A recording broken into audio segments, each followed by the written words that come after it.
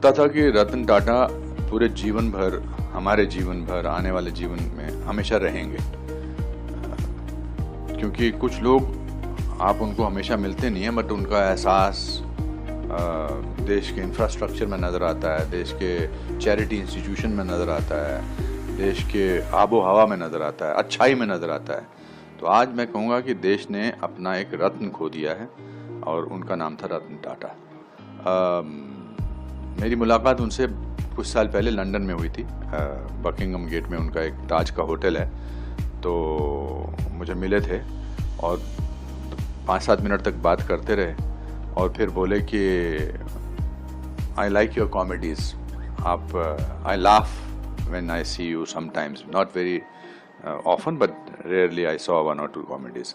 But उसके अलावा I think किसी इंसान को अगर अपना आदर्श बनाना है तो उसमें रतन टाटा सबसे ऊपर नंबर पर आएंगे। चाहे वो चैरिटी के नाम पर हो, चाहे वो गिविंग के नाम पर हो, चाहे वो प्रिंसिपल्स के नाम पे हो, चाहे वो अनुभवों के नाम पर हो, और किस तरह से क्वाइटली काम अच्छा करना चाहिए।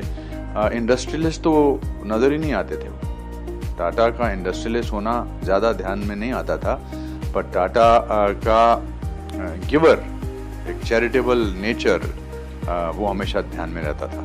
हमारे यहाँ तो मुहावरा था ना कि अपने आप को टाटा पर समझता है क्या, तो ये वैसे टाटा हैं जिनको कभी टाटा करने का दिल नहीं करेगा।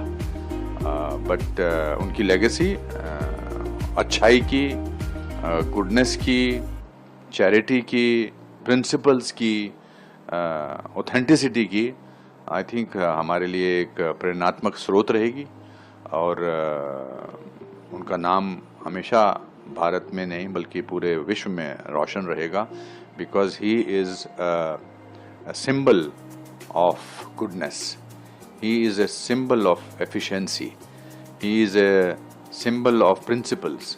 सो वो याद दिलाते रहते हैं कि ये इंसान जो है ऐसा, अगर मैं 10% भी बन सकूं तो मैं अपने आप को बहुत ही